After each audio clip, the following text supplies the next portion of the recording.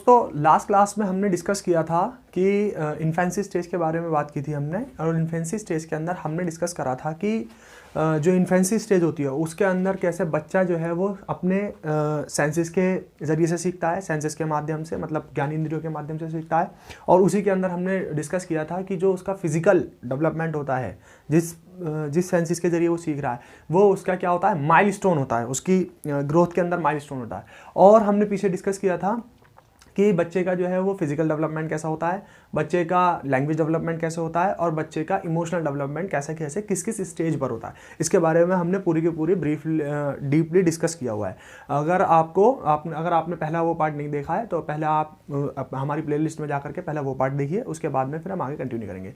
दोस्तों आज हम इस पार्ट में जो डिस्कस करने वाले हैं वो डिस्कस करने वाले हैं इन्फेंसी के बाद की अगली स्टेज, यानी कि अब हम बात करेंगे डेवलपमेंट के, ग्रोथ एंड डेवलपमेंट के सेकेंड स्टेज, जिसको हम कहते हैं अर्ली स्टेज या अर्ली चाइल्डहुड स्टेज भी कह देते हैं। ठीक है, तो अब हम बात करेंगे अर्ली चाइल्डहुड स्टेज के बारे में। देख लीजिए ये कैसे कैसे काम करती है और इसके अंदर क्या क्या डेवलपमेंट देखने को मिलते हैं हमें। कि अर्ली चाइल्डहुड स्टेज, जिसका टाइम पीरियड माना जाता है या टाइम पीरियड होता है 2 से लेकर के 6 वर्ष तक। हालांकि डीएसएसबी ने, अभी आपने रिसेंट में देखा होगा कि जो पीआरटी स्पेशल का जो एग्ज़ाम हुआ था, उस पीआरटी स्पेशल के एग्ज़ाम में इस टाइम पीरियड के अंदर कुछ कॉन्फ्लिक्ट्स माने हैं। कॉन्फ्लिक्ट्स का मतलब कि कहीं कहीं जो है 2 से लेकर के 7 साल तक का टाइम पीरियड मानते हैं और कहीं कहीं 3 से लेकर के 7 साल तक का टाइम पीरियड मानते हैं। तो ये अपने आप में थोड़ा थोड़ा सा ये टाइम पीरियड जो है वो ऊपर नीचे 1-1.5 साल के फ़र्क के हिसाब से चलता रहता है। तो ये बिल्कुल ऐसा नहीं है कि बिल्कुल यूनिवर्सल डेटा है, लेकिन जो ज़्यादातर माना गया है, क्योंकि ये ऑथेंटिक बुक से लिया गया डेटा है, तो ऑथेंटिक बुक के आधार पर ये डेटा हम जो है ज़्यादा एग्ज़ाम के अंदर अप्रूव्ड माना गया है। इसलिए हम इसी के लिए बात करेंगे कि जो अर्ली चाइल्डहुड स्टेज होती है हमारी, वो होती है हमारी 2 से लेकर के 6 साल तक। इसको हम हिंदी में कहते हैं इसको हम पूर्व बाल्यावस्था।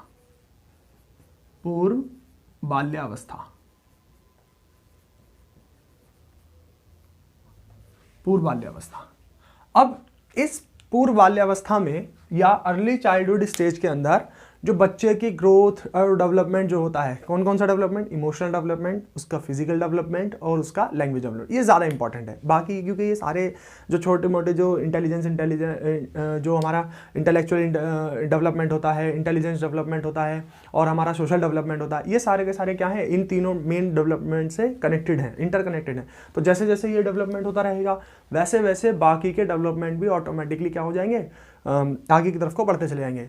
आपको शायद याद होगा हमने इसकी लास्ट की वीडियो में डिस्कस करा था कि डेवलपमेंट के क्या होते हैं, डेवलपमेंट के प्रिंसिपल्स होते हैं। तो उन डेवलपमेंट के प्रिंसिपल्स में एक प्रिंसिपल हमने ये बात की थी कि डेवलपमेंट जो होते हैं वो इंटरकनेक्टेड होते हैं। इंटरकनेक्टेड मतलब अगर ऐसा नहीं है कि किसी बच्चे का लैंग्वेज डेवलपमेंट हो रहा है तो उसका सोशल डेवलपमेंट नहीं होगा, अगर किसी बच्चे का सोशल डेवलपमेंट हो रहा है तो उसका इमोशनल डेवलपमेंट नहीं होगा। ये सारे के सारे डेवलपमेंट जो बच्चे के अंदर हो रहे हैं वो कहीं ना कहीं एक दूसरे के साथ इंटरकनेक्टेड है। तो जो मेजर हैं हम उनके बारे में बात करें। मेजर कौन कौन से, physical, emotional and language. Okay, तो अब इसके अंदर हम जरा बात कर लेते हैं कि इस अर्ली स्टेज को जो कि डीएसएसबी का और खासकर सीटेट का तो ऑल टाइम फेवरेट क्वेश्चन है कि पूछ लेता है कि बताइए इस स्टेज को और किस किस नामों से जानते हैं हम। तो हम इस स्टेज को, अर्ली चाइल्डहुड स्टेज को हम प्री स्कूल एज भी कहते हैं। प्री स्कूल एज, ठीक है, प्री स्कूल एज मतलब हिंदी में कहते हैं इसको पूर्व विद्यालय अवस्था, विद्यालय या विद्यालयी अवस्था। ठीक है, और क्या कहते हैं इसको हम टॉय एज भी कहते हैं। ठीक है, टॉय एज मतलब खिलौनों की अवस्था, खिलौनों की अवस्था या आयु एक ही बात है। और बच्चे के अंदर अब जो डेवलपमेंट होता है, जैसे इन्फेंसी के अंदर तो हमने डिस्कस किया था कि इन्फेंसी के अंदर जो डेवलपमेंट होता है बच्चे का, वो डेवलपमेंट होता है आपका सेंसेस के जरिए। यहां पर जो उसका डेवलपमेंट होगा वो किसके जरिए होगा, ये एक सवाल होता है मैम। तो यहां पर जो बच्चा जो सीखता है, जो उसका डेवलपमेंट होता है, डेवलपमेंट का जो मेन सोर्स कह सकते हैं आप, या मेन तरीका कह सकते हैं, स्टाइल कह सकते हैं, जो लर्निंग का स्टाइल होता है वो होता है उसका लर्निंग बाय ऑब्जर्वेशन। मतलब बच्चा जो सीखता है यहां पर वो किसके जरिए सीखता है? बच्चा अनुकूलन करके, इमिटेशन करके, बच्चा ऑब्जर्व करके चीज़ों को सीखता है। मतलब आप इसको कहते हैं नकल के द्वारा, ठीक है, नकल करके, या अलग वर्ड मिल जाएगा आपको इसका अनुकरण करके, अनुकरण के द्वारा, ठीक है। अनुकरण के द्वारा बच्चा क्या करता है? अनुकरण के द्वारा बच्चा, मतलब बच्चा लर्निंग बाय ऑब्जर्वेशन अनुकरण के द्वारा हम इस तरीके से भी लिख सकते हैं और द्वारा हम इस तरीके से भी लिख सकते हैं। अगर किसी को डाउट हो कि द्वारा ऐसा कैसे लिख दिया तो ये भी लिखा जाता है। दोनों ही हिंदी के अंदर अप्रूव्ड है, ठीक है। और क्या खास बात होती है इस स्टेज के अंदर? इस स्टेज के अंदर जो बच्चा जो सीखता है वो concrete learning by concrete object होते हैं, लर्निंग बाय कॉन्क्रीट ऑब्जेक्ट्स, ठीक है। मतलब मूर्त वस्तुओं द्वारा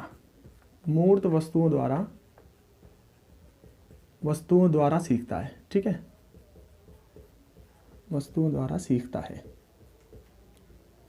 यहां पे बच्चा क्या करता है? मूर्त वस्तुओं के द्वारा सीखता है, learning by concrete objects. Concrete object का मतलब यह है कि जब तक आप बच्चे को कोई चीज़ दिखाएंगे नहीं, उसके सामने रियल ऑब्जेक्ट पेश नहीं करेंगे, उसको समझ में नहीं आएगा या उसकी लर्निंग नहीं हो पाएगी। जैसे एग्जाम्पल के लिए कि अमेरिका, ठीक है, जब तक आप उसको बच्चे को अमेरिका का एग्जाम्पल नहीं देंगे, मीन्स अब जब उसको आप अमेरिका का मैप नहीं दिखाएंगे तब तक बच्चा नहीं समझ पाएगा कि अमेरिका दिखने में ऐसा होता है, ठीक है। या इसको दूसरे एग्जांपल अपनी कंट्री के हिसाब से ले सकते हैं, इंडिया। जब तक आप बच्चे को इंडिया का मैप नहीं दिखाएंगे तब तक बच्चा नहीं जान पाएगा कि इंडिया का मैप ऐसे बनाया जाता है या इंडिया ऐसा दिखता है। कोई भी XYZ चीज़ हो सकती है वो, जब तक आप उसको उसका ऑब्जेक्ट नहीं दिखाएंगे तब तक बच्चे की लर्निंग में जो है वो डेवलपमेंट नहीं होगा। तो यहाँ हमें एक पॉइंट ये नजर आया कि बच्चा जो है वो लर्निंग जो होती है वो बच्चे की कैसे होती है? कॉन्क्रीट ऑब्जेक्ट के द्वारा, जो रियल वस्तु होनी चाहिए, मूर्त वस्तु होनी चाहिए, उदाहरण ज़्यादा से ज़्यादा पेश करने चाहिए उसके सामने। तो दोस्तों इसके जो फिजिकल डेवलपमेंट, जो अर्ली चाइल्डहुड डेवलपमेंट है, इसके अंदर कुछ मेन बेसिक पॉइंट्स हैं। हम पहले उनके बारे में बात कर लेते हैं, देन फिर उसके बारे में हम बात करेंगे कि फिजिकल डेवलपमेंट कैसा होता है, फिर लैंग्वेज डेवलपमेंट कैसा होता है और इमोशनल डेवलपमेंट कैसा होता है। पहले जो मेन पॉइंट है हमारे, जहाँ से क्वेश्चन अक्सर बनता है और बना है, जैसे एक क्वेश्चन यही है कि 3 ईयर में जो बच्चे का वेट होता है वो कितना होता है? तो 3 ईयर के अंदर जो बच्चे का वेट होता है वो 33 पाउंड कह सकते हैं या पाउंड कह सकते हैं, जो भी आप प्रोनाउंस कर सकते हैं, ठीक है। और ये है उसका क्या वेट होगा उसका, ठीक है, ये उसका वेट है, ये तो उसका वेट होगा, मतलब वजन, इसका वजन या उसका भार बच्चे का जो है वो तकरीबन 33 पाउंड का होना चाहिए अप्रॉक्सली 3 ईयर्स। मतलब भाई हम एक हेल्दी बच्चे के बारे में बात कर रहे हैं, जो इस बच्चे के अंदर किसी प्रकार की कोई प्रॉब्लम, कोई स्पेशल कंडीशन नहीं एडेड है। सिमिलरली इसी एज में बच्चे का जो हाइट होती है बच्चे की वो 33 इंचेस, ठीक है, 38 इंचेस, मतलब इसको ये होगी उसकी क्या लंबाई, ठीक है, लेंथ होती है उसकी, हाइट होती है उसकी, या ऊंचाई कह सकते हैं आप इसको, ठीक, लंबाई या ऊंचाई एक ही बात है वो, कि बच्चे की जो हाइट होगी, बच्चे की जो ऊंचाई होगी, बच्चे की जो लेंथ होगी वो कितनी होनी चाहिए? 33 इंचेस होनी चाहिए, 38 इंचेस होनी चाहिए, 38 इंच होनी चाहिए 3 ईयर्स के अंदर। हम एक हेल्दी, एक नॉर्मल बच्चे के बारे में बात कर रहे हैं। अच्छा, एक क्वेश्चन जो ये पूछता है कि जन्म के समय बच्चे का वेट कितना होना चाहिए? तो जन्म के समय जो बच्चे का वेट है उसको मैं यहीं हेडिंग करके लिख सकता हूँ कि जन्म के समय, ठीक है, तो जन्म के समय जो बच्चे का वेट होना चाहिए वो होना चाहिए आपका 4 to 5 पाउंड। मतलब इसको आप इंडियन किलो के कॉन्टेक्स्ट में देखेंगे तो तकरीबन 2 से लेकर 2.5 किलो के आसपास का टाइम, 2 से 2.5 किलो का जो है वो होना चाहिए हेल्दी बच्चे का। कहीं कहीं वैसे जो है वो 1.5 किलो से और 2.5 किलो तक का भी माना गया है, ठीक है, क्लियर है ये बात? ओके। सिमिलरली जब बच्चे 5 साल के होते हैं, 5 ईयर्स के होते हैं, तो 5 ईयर में जो बच्चे का जो वजन है, जो बच्चे का भार है, वो फिजिकल ग्रोथ के अकॉर्डिंग कितना होना चाहिए, ये एक मेन पॉइंट है। तो बच्चे का जो भार है वो इस टाइम पर 43 पाउंड होना चाहिए, ये वेट है, ठीक है, ये उसका वेट, भार होना चाहिए इतना, वजन या भार आप जो भी कह सकते हैं। सिमिलरली उसकी जो हाइट है वो हाइट कितनी होनी चाहिए? तो उसकी हाइट जो है वो अप्रॉक्स 43 इंचेस होनी चाहिए यहाँ पर, मतलब सही मायने में देखा जाए तो 2 साल के अंदर बच्चे के अंदर 5 इंच की ही ग्रोथ हो पाती है अकॉर्डिंग एज दी लंबाई के आधार पर। अगर लंबाई या कह सकते हैं आप, या उसकी ऊंचाई कह सकते हैं, बच्चे की ऊंचाई इतनी होनी चाहिए। अच्छा, इसी स्टेज में नॉर्मली लड़कियां जो होती हैं, इस एज में लड़कियां लड़कों के मुकाबले थोड़ी सी कम लंबाई में होती हैं और कम वेटेज वाली होती हैं। और खैर वो तो होता ही एक नेचुरल है कि ये फिजिकल इंडोरेंस है कि लड़कियां जो है अक्सर जो है वो थोड़ा सा बॉयज़ के कंपेयर में जो उनका एज फैक्टर होता है उसके अकॉर्डिंग थोड़ी सी क्या होती हैं, वो हल्की सी उनकी हाइट में भी थोड़ी सी कमी होती है और उनके वेट में भी थोड़ी सी कमी होती है। ठीक है, तो वो सेम चीज़ आपको यहाँ पर भी देखने को मिलेगी। ठीक है, देन एक क्वेश्चन अभी रिसेंट टाइम में भी पूछा गया था और वो ये कि जब 5 ईयर का ही बच्चा होता है तो बच्चे के जो ब्रेन का जो विकास है, ब्रेन का जो डेवलपमेंट है वो कितना हो जाता है।